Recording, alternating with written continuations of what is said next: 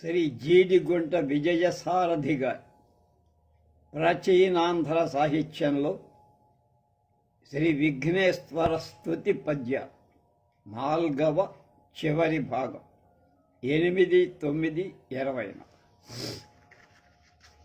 శృంగార నైషధం భీమేశ్వర పురాణం శివరాత్రి మహాత్మ్యంలో శ్రీనాథుడు విఘ్నేశ స్తుతి ఎలా చేశారు అది చెప్తారు. ఇంతకుముందు తెలిపినట్టుగా తెలుగు ప్రాచీన సాహిత్యంలో ముఖ్య సంఖ్యాపరంగా చూస్తే శ్రీనాథుడు రచించిన కావ్యాలు చాటు పద్యాలు లభ్యమైనట్టుగా మరి ఏ ఇతర కవుల సాహిత్యం దొరకదు.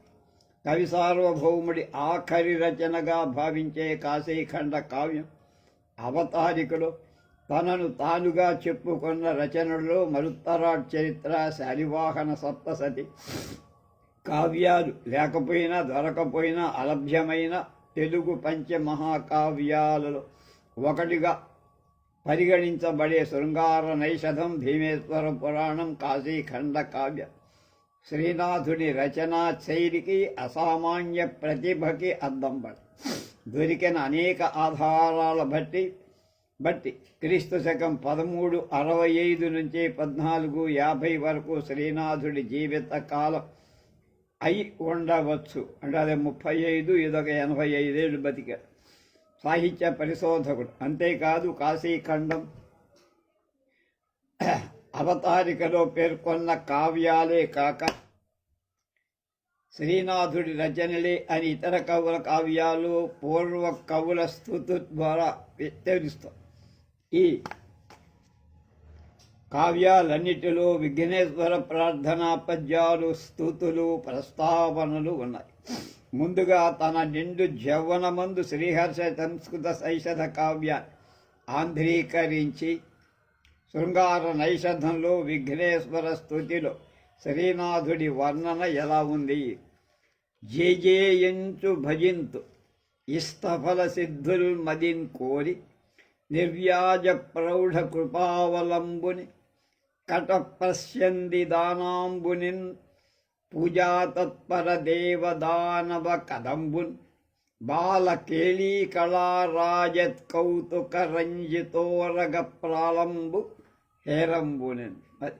ఈ పద్యాన్ని జేజే అంటూ భజిస్తూ అనే సంస్కృత పదాలతో మొదలుపెట్టిన చివరికి తెలుగు ఎక్కువగా ఉపయోగించే జై జై అనేటువంటి పదబంధం తెలుగులో ఆకర్షిస్తుంది. ఆ తర్వాత అది జై జై అయిందని జై జయంతు నమస్కారాన్ని పలుకుతూ భజిస్తా, సేవిస్తా, ఇష్ట కోరబడిన ఫలాల యొక్క సంసిద్ధులు ప్రాప్తులను మదిన్ మనస్సులో కోరి ఉపేక్షించి నిర్వ్యాజ ఏ రకమైన కారణం లేకుండా ప్రౌఢ ఉదారమైన కృపా దయకు అవలంబునిన్ ఆధారమైనట్టి వాడు కట దవడల వలన ప్రశ్యంది వేగంగా స్రవిస్తున్న దానాంబునిన్ మదజలం గలవాడు పూజించటలో తత్పర ఆసక్తులైన దేవదానవ దేవతల రాక్షసుల యొక్క కదంబునిన్ సమూహం కలవాడు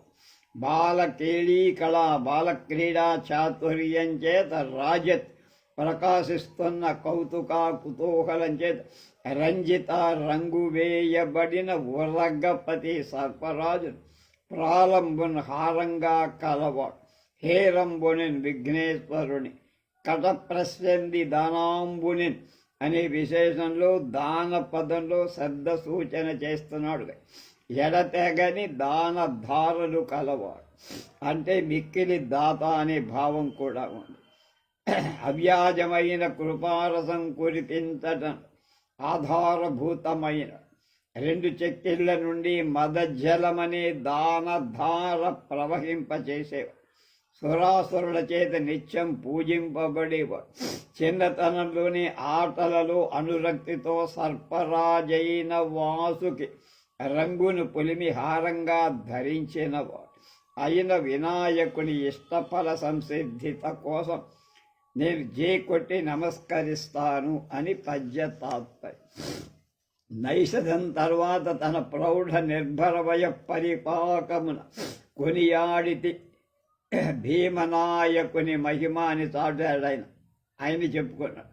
ఆ రచించిన భీమేశ్వర పురాణం కావ్య అవతారికలు ఇష్టదేవతా స్తుతి ద్వారా గణపతి ప్రార్థన ఎలా చేశాడంటే, కవి సార్వభౌమ శ్రీనాథుడు ఏనిక మోము తాల్పెలుకనెక్కిన రవుతు రాజు సౌరసేనాని అనుంగు పెద్దన వినాయక దేవుడు కర్ణతాళ ఝంఝా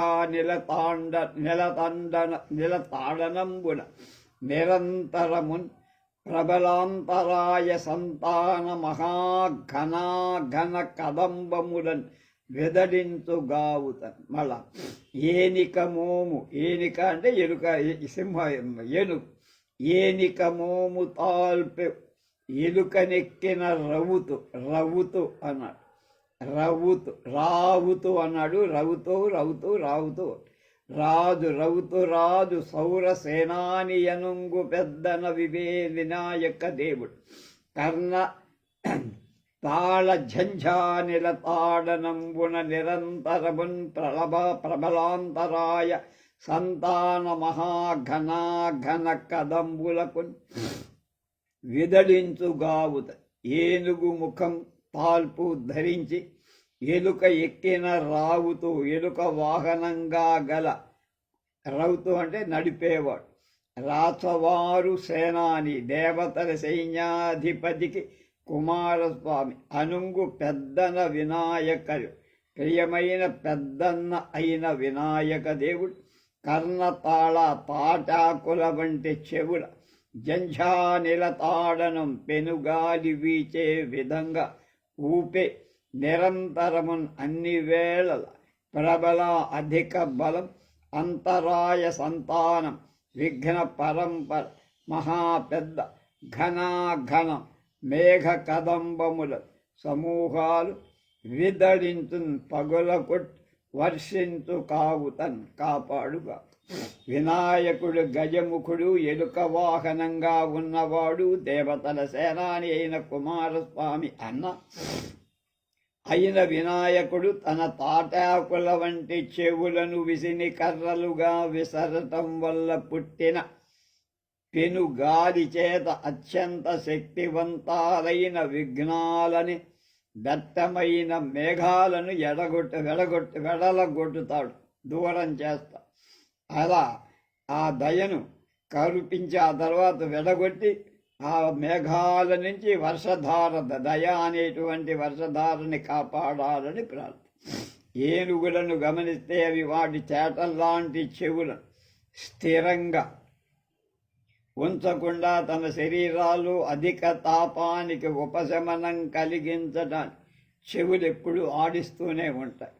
మేఘాలు పెనుగాలి వీచినప్పుడు వర్షించినట్లుగా విఘ్నాల చేత మేఘ పంతుల వినాయకుడు తన చెవులను విసరడం వల్ల వచ్చే గాలుల వల్ల వర్ష రూపంలో ద్రోలాలని కవి భీమఖండం అనే పేరు కలిగిన ఈ భీమేశ్వర పురాణంలో శ్రీనాథుడు ద్రాక్షారామ భీమశంకరుని స్థల పురాణ విశేషాలు బాగా రాశారు. హరవిలాస కావ్యంలో లాగానే ఈ కావ్యంలో కూడా క్షీరసాగర మథన ఘట్టం ఉంది. అయితే హరవిలాసంలో క్షీరసాగర మథనానికి ఉపక్రమించే ముందు శివుడు దేవదానవులతో విఘ్నేశ్వర పూజ చేయించినట్టు నిన్న మనం చెప్పుకున్న దండకం కూడా. అలాగే భీమేశ్వర పురాణంలో శివుడు హాలాహలం మింగిన తరువాత గణపతి పూజ చెయ్యని కారణంగా అమృతం కోసం చేసిన మథనంలో ముందుగా హాలాహలం పుట్టిందని చెప్పి సురాసురుల చేత విఘ్నేశ్వర పూజ చేయించే సందర్భంలో వచ్చే పద్యాలు కూడా కొన్ని ఉన్నాయి. హరవిలాసంలో ఏ పనైనా విఘ్నేశ్వర పూజతో ప్రారంభించాలి అనే నానుడి ప్రకారం పద్యాలను రాస్తే, ఒకవేళ ఆ పూజ చేయకుండా ఏ పనైనా మొదలెడితే ఆటంకాలు ఎదురవటం తప్పదని కూడా చెప్పాలనుకున్నాడము చింతామణి గణపతికి ఉపాసకుడైనటువంటి శ్రీనాథ మహాకవి. ఆయన ఒక గణపతి పూజ చేస్తాడు, చింతామణి గణపతి. అందుకే హరవిలాసంలో భీమఖండంలో కూడా గణపతి పూజా విధానాన్ని కల్పోక్త ప్రకారంగా వర్ణించాడు ఆ పద్యాలివి. మనము విఘ్నేశు సేవింపమరచినార అతని సేవింపకున్న ఎలా ఫలించు, అఖిల కార్యంబులను అవశ్యము ఫలించు, అద్ధి కార్యార్థము ఇభవక్తుననుసరి.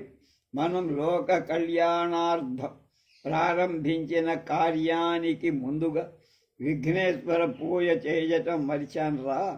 అతని సేవించకుండా ఏ పనైనా ఎందుకు సఫలమవుతుంది?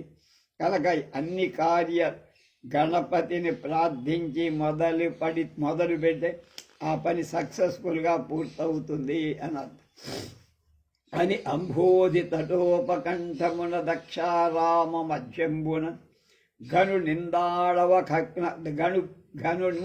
గను తాండవ విఘ్ననాయకు మహాకాయున్ సముత్తప్త కాంచన సంకాసును అనేక రత్న ఖచ్చిత స్వర్ణాగ్ర సింహాసనంబున కూర్చుండగా పెట్టి భక్తి పరతన్ పూజించిరి అవ్యగ్గురులై.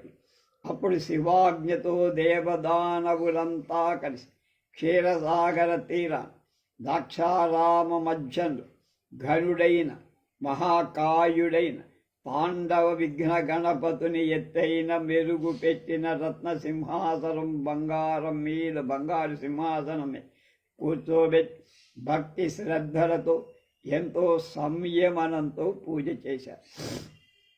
ఆయనకి ఏం చేశారో చెప్తున్నా. జలక మార్చి బలారి సప్త గోదావర సలిల ధారాహేమ కలశ సమి కర్పూర కస్తూరికా గంధసారంబు అలడి వైవస్వతుండు అంగకపు సన్నగా వెనగొన్న బ్రహ్మసూత్రంబుల పసపూంచి అర్పించే పద్మభువుడు పారిజాతకతరు ప్రసవమాల్యంబుడు వక్షస్థలంబున వైచే శౌరి ధూమకేతుండు మహిసాక్షి ధూపమిచ్చే పూంచె యక్షాధిపతి మణిభూషణములు అంధకాసురుడియ దూర్వాంకురములు వీచే పవనుండు కుంచియ విఘ్నపతి. ఎవరెవరు ఏం చేశారు? దేవరాక్షసులు చెప్తారు. గణేశుని అలంకరించడం మొదలుపెట్టారు. బలారి అంటే ఇంద్రుడు సప్తగోదావరుల నదీధారలు బంగారు కలశాలతో పట్టి తెచ్చి స్నానం చేయించాడు. ఎవరికి? గణపతి. వైవస్వతుడు అంటే యముడు కర్పూర కస్తూరి గంధ లేపనానికి శరీరానికి పూశాడు. భవుడు బ్రహ్మసూత్రాలను అత్యంత మనోహరంగా వీతాలుగా అంటే దంధ్యాలుగా చేసి అర్పించాడు. 3 పూగుల దంధ్యం ఉంటుంది కదా. నవపారిజాత పుష్పాల మాలలతో వక్షస్థలాన్ని అలంకరించాడు మహావిష్ణు. అగ్నిదేవుడు భూదేవి సాక్షిగా ధూపం వేశాడు. కుబేరుడు మణిభూషణాలతో అలంకరించి అంధకాసురుడనే రాక్షసుడు గరికలను దూర్వాంకురాలంటే గరికలను ఇచ్చి పూజ చేశాడు. వాయుదేవుడు వింజామరలు వీచాడు. ఈ విధంగా బ్రహ్మ విష్ణు ఇంద్రాది దేవతలు యమ కుబేర వాయుదేవుడు లాంటి దిక్పాలకు అంధకాసురాది దానవులందరూ ఒకే మనస్సుతో గణాధిపతిని పూజించటం వల్ల సర్వగణాధిపత్య వినాయకత్వం సార్థక్యం చెందాయని శ్రీనాథుడి చెప్పిన శీసపద్యం. అనంతరంబు ఆమోదకాపోపాయుధ ఘృత మధుక్షీర శరకరాసౌప జంబూక పిత్త చూత ఖర్జూర కదళీ నారికేళ ఫల పుండ్రేక్షు సమన్వతంబుగ మహోపహారంబుల కల్పించి ప్రావేల్పుడు ప్రాచీన వేల్పుడు అంటే రాక్షసులు ప్రావేల్పుడు అనల్ప భావనా విశేషంబుల అశేష విధంబుల మూషక వాహనుల ప్రదక్షిణలు ప్రణామంబులం చేసి వలగొని క్రమ్మల పయోనిధి మదనంబునకు ప్రారంభించి అంటే మదనం ఆపి మళ్ళా వచ్చి ఈయన పూజ చేసి మళ్ళీ మొదలుపెట్టి ఆ తర్వాత పూజ చేసిన తర్వాత ఉండ్రాళ్ళు, చక్కిలాలు, పాయసం, నెయ్యి, తేనె, పాలు, పంచదార, పప్పు, ఒక భక్షించే పదార్థాలు వర్ణించడం మొదలుపెట్టి శ్రీనాథుడి తర్వాతే ఎవడైనా సరే, అన్నిట్లో కూడా భీమఖండంలో కూడా అలాగే వంట పదార్థాలు నేరేడు, వెలగ, మామిడి, ఖర్జూర, అరటి, కొబ్బరికాయలు, చెరుకు గడలు నైవేద్యంగా సమర్పించి వేల్పులు అంటే దేవతలు, ప్రావేల్పులు అంటే ప్రాచీన వేల్పులైన రాక్షసులు అనల్ప భావనా విశేషాలతో అశేష విధాలుగా మూషిక ఆహ్వానుడైన వినాయకుడికి ప్రదక్షిణాలు చేసి ప్రణమిల్లి క్షీరసాగర మదనాన్ని మళ్ళీ మొదలు. ఇంతవరకు తెలుసుకున్న గణేశ ప్రార్థనలున్న రచనలు కాకుండా శ్రీనాథుని ఇతర లభ్యమైన కావ్యాలు, ప్రకృత గ్రంథమైన శివరాత్రి మహాత్మ్యం, శ్రీశైలంలోని భిక్షావృత్తి మఠాధ్యక్షులైన శాంత భిక్షావృత్తి యతీశ్వరుల మూలభృత్యుడు ముమ్మయ శాంతయ అంకితం చెయ్యబడింది. సుకుమార చరిత్ర అనే పేరు గల ఈ శివరాత్రి మహాత్య కావ్యంలో కూడా ఒక గణేశ స్తుతి ప్రార్థనా పద్యం ఉంది. అది చూడండి అంటున్నారు. పృథివిని భూధరావలి గభీరం సాగర సప్తకం తత్ప్రధిత నిబంధనం వియదంతరమెల్లకటి ప్రదేశం ఆ పృథుతర లోక సంఘములు భీమ పిచండ మజండ మాలికాగ్రధనం నీదు మస్తమని కాంతురు సిద్ధి వినాయకాధిప. సిద్ధి వినాయక దేవా, భూమి మీద ఉన్న అనేకానేక పర్వత గంభీరమైన సప్త సాగర వీటిని విబంధించే గగనాంతరాలన్నీ నీ కటి ప్రదేశంగా, భూమి ఇతర గ్రహాంతర లోకాలన్నీ భూమి కాక మిగిలినవన్నీ నీ మహాబొజ్జగా ఒక మాలికగా కోర్పబడిన బ్రహ్మాండాలన్నీ నీ శిరస్సుగా నేను భావిస్తాను. అద్భుతమైన భావన.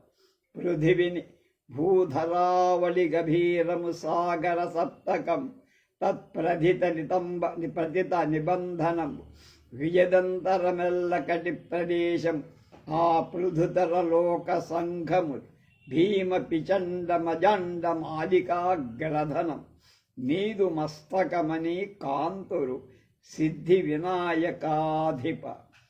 స్వామి, భూమి మీద ఉన్న అనేకానేక పర్వతాలు, గంభీరమైన సప్తసాగరాలు, వాటిని నిబంధించే గగన అంతరాలు, ఆకాశం, అవన్నీ నీ కటి ప్రదేశంగా, భూమి కాక ఇతర భూమేతర గ్రహాంతర లోకాలన్నీ నీ మహాబొజ్జగా ఒక మాలికగా దండగా కూర్చబడి బ్రహ్మాండాలన్నీ నీ శిరస్సుగా నేను భావిస్తాను. శ్రీనాథుడు రచించిన కావ్యమని ఖచ్చితంగా నిర్ధారించిన మరొక పల్నాటి వీర చరిత్రలో ద్విపద కావ్యం. ఈ కావ్యంలో ఇతర దేవతలతో పాదంగా స్తుతించి తనకిష్టమైన గణపతిని మాత్రం అఖిల విద్యలకెల్ల ఆజ్యుడైన గజముఖ విఘ్నేశు ఘనత కీర్తించి అని 2 పాదాల్లో కీర్తించారు. ఇంకా శ్రీనాథుడు రచించిందా కాదా అనే వివాదం ఉన్న క్రీడాభిరామం అనే వీధి నాటకాలు కొన్ని పద్యాలు శ్రీనాథుడి ఇతర కావ్యాల్లోవి చాటువల్లోవి కావటం వల్ల కొందరు ఈ కావ్యాన్ని రచించింది శ్రీనాథుడే అని, వినుకొండ వల్లభరాయుడి పేరిట పెట్టారని అంటారు. ఈ పద్యాలు కేవలం శ్రీనాథుడిపై వినుకొండ వల్లభరాయుడికి అభిమానం తెలిపేవని, బహుశా వారిద్దరి స్నేహాన్ని పురస్కరించుకొని శ్రీనాథుడు వల్లభరాయుడికి కొన్ని రచనా నైపుణ్యాలు మెరుగుపరిచి ఉండవచ్చని కొందరి పండితుల భావం. ఏదైనా ఈ రచనలో గణపతి ప్రార్థనా పద్యాలు లేనే లేవు. కాబట్టి ఇది అలభ్యమైన సాయినాథుని సాహిత్యంలో విఘ్నేశ్వర ప్రార్థనల కోసం స్పృశించాల్సిన కావ్యం ఒకటే మిగిలింది. అది కాశీఖండం. ఆ కావ్యంలో గణపతి గురించి చాలా తెలుసుకోవాల్సి ఉంది. ఆ పని మరో వ్యాఖ్యానంలో చేస్తానంటున్నారు. పరంపరలో ఎన్నో వ్యాసాలకి లాగానే ఈ వ్యాసానికి జోడించిన పెయింటింగ్ దెందులూరి రఘునాథ్ గారిటువంటిది. చాలా పాతది అనుకుంటా. నాకు చాలా ఇష్టం ఈ గణపతి బొమ్మ అంటున్నారు. అదిగో బొమ్మ.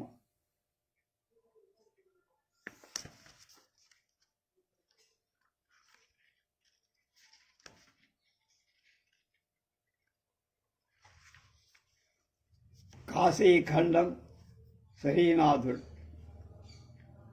ఏనికమోము భూమియు వహించి పరించుతుండు చరించుతుండు కామదుగ్ధేనువు డుంఠి కాసినిది తల్లము వేలుపు గిద్ది కాని నాడీనునే మోక్షతర్ణకం ఇచ్చునే కాంక్షిత దుగ్ధధార దూర్వానవ వల్ల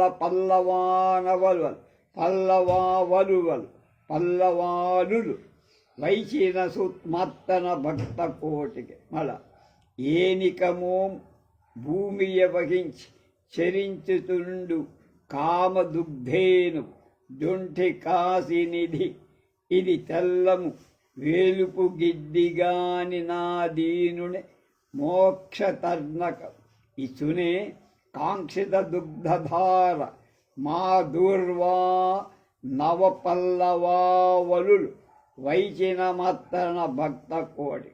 దూర్వారం అంటే చెప్పాక గరిక చాలు ఆయనకి ఇస్తే మహా సంతోషంతో వర్షంలాగా కురిపిస్తాడు. నీకు కావాల్సిన కోరికలను తీరుస్తాడు. నిజంగా ఒక అద్భుతమైన ఊహా పటిమతో ఔచిత్యం ఏమాత్రం దెబ్బతినకుండా రచించిన శ్రీనాథుడి పద్యం అంటారు ఈయన. ఈ పద్యం ద్వారా కాశీఖండంలో 6వ ఆశ్వాసంలో కాశీపుర వీధుల్లో తిరుగుతున్న డుంఠి వినాయకుణ్ణి కామధేనువుతో పోలిస్తాడు శ్రీనాథుడు. ఏనిక మోము అనే పదబంధం చింతామణి గణపత్యుపాసకుడైన శ్రీనాథుడికి చాలా ఇష్టం. ఏనిక మోము అంటాడు ఎంతసేపు అంటే ఏనుగు ముఖం కలవాడు. భీమేశ్వర చింతామణి గణపతిని అలా చెప్తారమ్మ. భీమేశ్వర పురాణం కావ్య అవతారికలు గణేశ ప్రార్థన కూడా ఏనిక మోము అనేది ప్రారంభం. ఏనుగు ముఖాన్ని పొందిన విఘ్నేశ్వర్ కాశీనగర వీధుల్లో తిరుగుతూ చేసే కామధేనువు అన్న సంగతి తేటమయ్యిందట. అది ఆ పోలికను సమర్థించాలంటే వేలుపు గిద్ది అంటే దేవతల ఆవు, కామధేనువులాగా ఒక లేగ దూడ కూడా ఈనాది కదా. కనుక మరి కామధేనువు కాకపోతే మోక్షం అనే దూడ ఎలా ఈంతుంది? అలాగే ఆవు నుంచి పాలు పితుక్కోవాలిగా. కనుక కోరిన కోరికలని క్షీరధారం పుష్కలంగా పితుక్కోవచ్చు. ఒక్కవేళ తను కామధేనువు కాకపోతే ఆవుకు గడ్డి తినిపించినట్టు ఇదంతా కేవలం లేత గరిక చివుళ్ళు చిరిపించినంత మాత్రం చేతనే వినాయకుడిని అది ఎలా సాధ్యపడుతుంది? అది శ్రీనాథుడి అద్భుత కళ.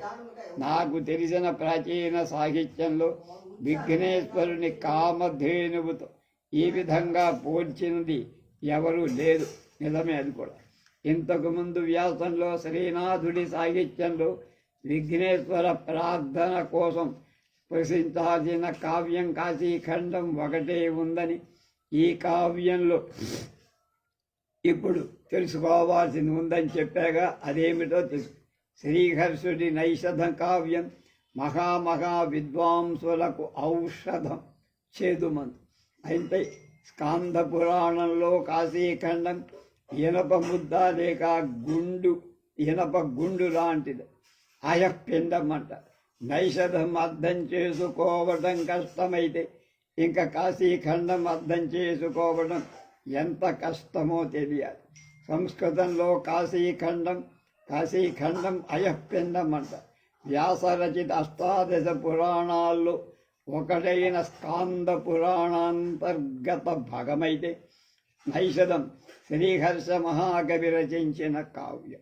శ్రీనాథుడు ఈ రెంటిని సంస్కృతంలో కాకుండా అంతో ఇంతో అర్థమయ్యే రీతిలో ఆంధ్రీకరించి ప్రౌఢమైన శృంగార నైషధ కావ్య రచన తన నిండు యవ్వనంలో సంతరించినట్టు దాన్ని మించిన ప్రారంభమై కాశీఖండ మహాగ్రంథన చేస్తూ ప్రాయమంతయు మిగుల కైవాలకుండ కాశిఖాఖండమను మహాగ్రంథమేను తెలుగు చేసెద కర్ణాట దేశ కటక పద్మవనహేలి శ్రీనాథ భట్ట సుకవి అన్నాడు అని చెప్పాడంటే అర్థమవుతుంది కాశీఖండం కావ్య గొప్పతనం.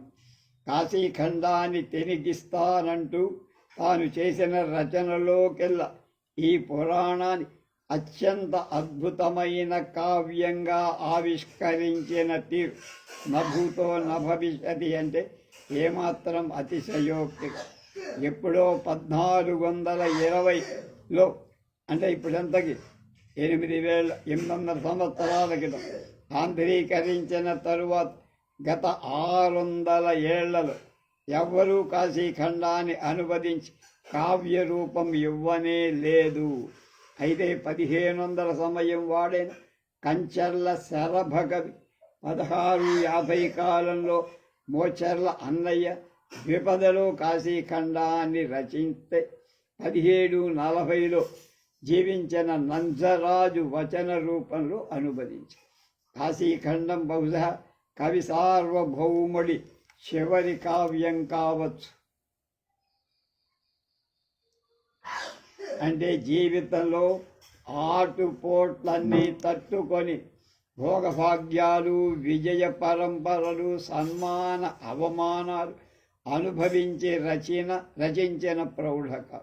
ఇది స్కాంద పురాణంలో కాశీక్షేత్ర మహాత్మ్యాల భాగాన్ని సమకట్టిది కావ్యముగా నునర్పగన్ అని ఆయనే చెప్పారు.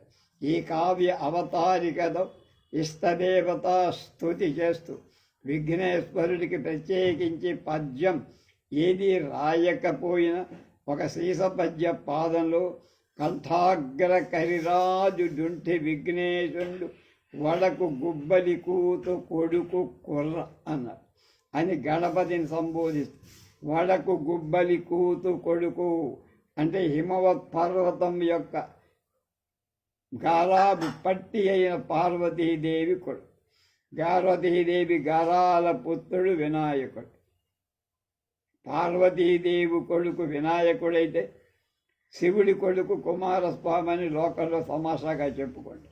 కంఠం పైభాగం ఏనుగు ముఖాన్ని పోలి ఉన్న గజాననుడి డుంఠి విఘ్నేశ్వరుడు అంటూ కాశీనగర ప్రథమ ఆవరణలో వాయవ్య దిశ పాలకుడిగా ఉండే వినాయకుని ఈ పద్యంలో ప్రస్తావించడానికి కారణం 6వ ఆశ్వాసంలో దివోదాసుడి కథలో ఆ విఘ్నేశుని గురించి చేయబోయే వివరణకు సూత్రప్రాయంగా కాశీలో విశ్వేశ్వర ఆలయానికి వెళ్ళే దారిలో ఒక కార్నర్లో డుంఠి వినాయక స్వామి విగ్రహం ఉంటుంది.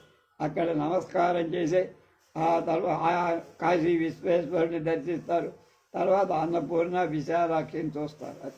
నిజానికి కథ విషయానికి వస్తే కాశీఖండంలో కథ కొద్దిదే అయినా సంస్కృత శ్లోకాల రూపంలో ఉన్న క్షేత్ర తీర్థ వర్ణనలు తనదైన శైలులు మనోహరమైన ఊహలు జోడించి పద్యాలుగా మలచిన తెలుగు సాహిత్య ప్రియులు మహదానందం కలిగి ఎంతో ప్రసిద్ధి చెందిన వింధ్య పర్వత గర్వభంగం, గుణనిధి గద, కాశీపై వ్యాసుడి ఆగ్రహం లాంటి చిన్న కథలలో తెలుగు పాఠకులు అంతగా పరిచయం లేదు.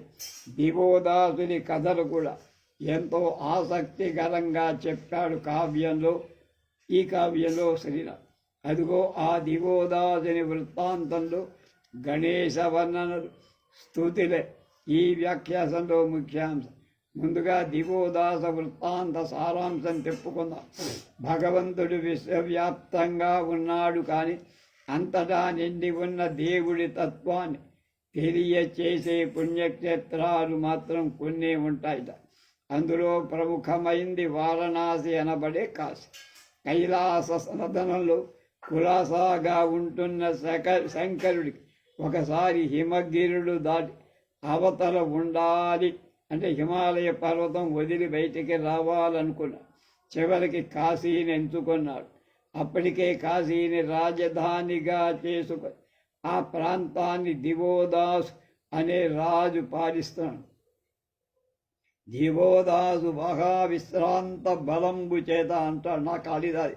ఈయన శ్రీనాథుడే ఎక్కడ పరమేశ్వరుడి అనుమతితో నికుంభుడనే రాక్షసుడు వారణాసికి వెళ్ళి అక్కడి ప్రజలను రాజులను అక్కడిని తరిమేసి శివుడు నివసించటానికి అనువైన ఏర్పాట్లు చేస్తాడు. తన రాజ్యం పోయిందన్న బాధతో దివోదాసు బ్రహ్మ కోసం కఠోర తపస్సు చేశాడు. బ్రహ్మ ప్రత్యక్షమయ్యాడు. అప్పుడు కాశీరాజు దేవతలు దేవలోకంలోనే, నాగులు పాతాళ లోకంలోనే ఉండాలని, భూలోకంలో మనుషులు మాత్రమే ఉండాలని అలాంటి వరం ఇవ్వాలి అన్నాడు. అడగంగానే మన బోళాశంకరుడు తథాస్తు అన్నాడు. బ్రహ్మ అన్నాడు. బ్రహ్మ ఇచ్చిన వరం కారణంగా కాశీ విశ్వనాథుడు కూడా ఇతర దేవతలతో సహా తనకెంతో ప్రీతిపాత్రమైన కాశీనగరం వదిలి వెళ్లాల్సి వచ్చింది. దాంతో కాశీని విడిచిన దేవతలు ఆగ్రహించి కాశీ పట్టణంలో విపత్కరమైన పరిస్థితులు ఏర్పాటు చేస్తారు. కానీ కాశీ పట్టణం పాలించే సూర్యవంశజుడు ధర్మాత్ముడు రిపుంజయుడు, రిపు అంటే శత్రువులను జయించిన వాడనే పేరు గల దివోదాసు మహారాజు కాబట్టి అగ్నిదేవుడు జ్వలించటం మానేస్తే ఆయన సూర్యకిరణాల సాయంతో ఉడికిన ఆహార పదార్థాలు తిన్నాడు. వేదాల్లో ఉన్న సూర్య బీజాక్షరాలు చదివితే సౌరశక్తి లభిస్తుందని ఋషులు చెప్పారు మనకి. ఈ విధంగా వరుణ వాయుదేవతల విపత్తులను కూడా అవలీలగా ఎదురిస్తూ దివోదాస చక్రవర్తి తన భక్తి పాశంతో భగవంతుణ్ణి కూడా కట్టిపడేసి నవగ్రహ దిక్పాల శక్తిని తపశక్తిని లొంగదీసుకొని సర్వం తానే అయి వెలుగుతున్న వారణాసి విరహంతో శివుడి మనస్సులో ఉండక తిరిగి కాశీ నగరానికి ఎలా చేరాలి అనుకుంటూ అనేక ప్రయత్నాలు చేయటం ప్రారంభించారు. కాశీలో ఉండటానికి ఒక మార్గం సుగమం చేయమంటూ 64 మంది యోగినులను పంపిస్తారు. ఆ వచ్చిన దేవతలను గంగా తీరంలో ప్రతిష్ఠిస్తాడు దివోదాసు. శివాజ్ఞ మేరకు సూర్యుడు రాగా 12 ఆదిత్య రూపాలుగా గంగ ఒడ్డున ప్రతిష్ఠిస్తారు. దివోదాసును ఒప్పించడానికి స్వయంగా బ్రహ్మదేవుడే వారణాసి కాశీకి వస్తారు.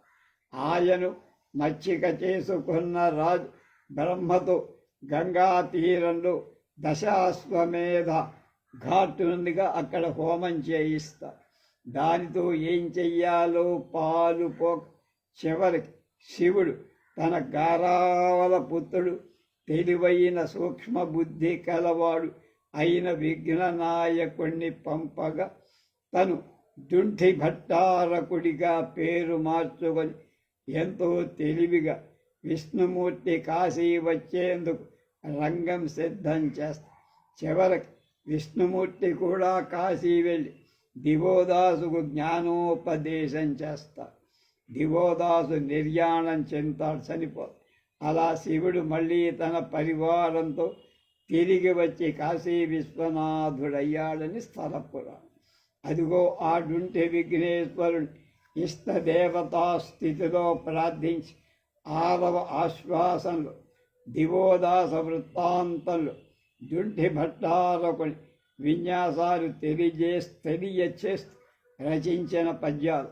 కాశీకి తిరిగి రావటానికి చేసిన ప్రయత్నాలన్నీ విఫలం అవగా కాశీ విశ్వేశ్వరుడు ఇలా అనుకుంటున్నట్ట మనసులో, ఊరకుండంగ నేటికి వారణాస్యుగా కనిచెద కాసి కనిచెద వృత్తాంతగతులు తెలి బుద్ధిమంతుడు పోకల బోవనే కోర్ప విప్పంగ ఊపు నా కొడుకు కుర్ర అని వినాయకు రావించి బుద్ధుల అనతిచ్చి పంచినంబని పూని కాశికా నగరంబునకు అది.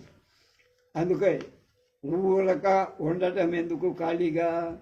అక్కడి వృత్తాంతం విధాలు తెలుసుకోవటం కోసం సూక్ష్మ బుద్ధి గల మా అబ్బాయి ఉన్నాడుగా కొర్రకుంక, గణపతిని పంపుతా.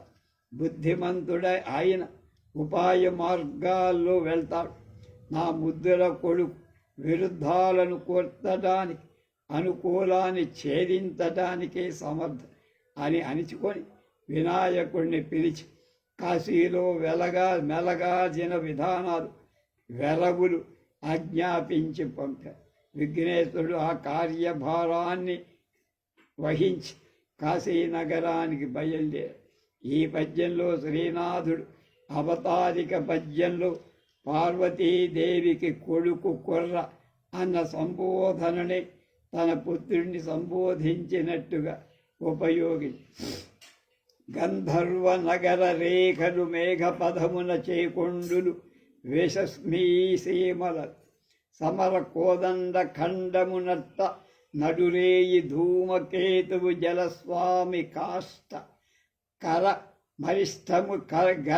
మరిష్టకములైన కలలు నిద్రలయందు కావున్న ఇండ్ల శృంగముల పులు గంధర్వ సమితి తోకల అగ్ని కణములు పురవీధికా మధ్యమున వరడు బాష్ప సలిలంబు దేవతా ప్రతిమలందు కలగ చేయుచు ప్రజలకు ఆకస్మికంబు వెలగు పుట్టించునందంద విఘ్నరాజు ప్రతిదినంబును కాశికా పట్టణ తన ఉత్పాతాలు మౌచ్ తదనంతరంబ తాన విధించుతుండు ఉత్పాత శాంతి తాన హితమాచరించు మిత్రంబ పోలి దాన వెరపించుతుండు దుర్దశలు చెప్పి కలలోన పుట్టిన కథలెన్నియన్నియు పూస గుర్చిన ఎత్తు పొసగ చెప్పు హస్తరేఖలు చూసి ఆయుష్యమును భవిష్యం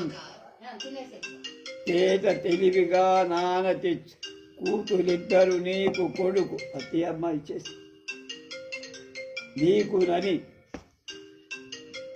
ఇలా చేత పట్టుకోగలిగా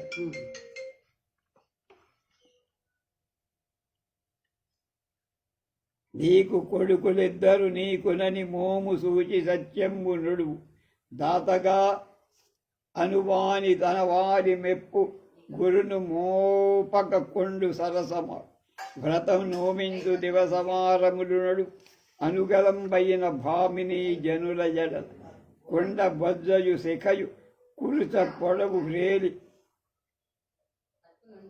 దర్భాంకురములొప్పు విఘ్నరాజు భావం. వినాయకుడు కాశీ చేరి అయిపోయిందండి చూడండి.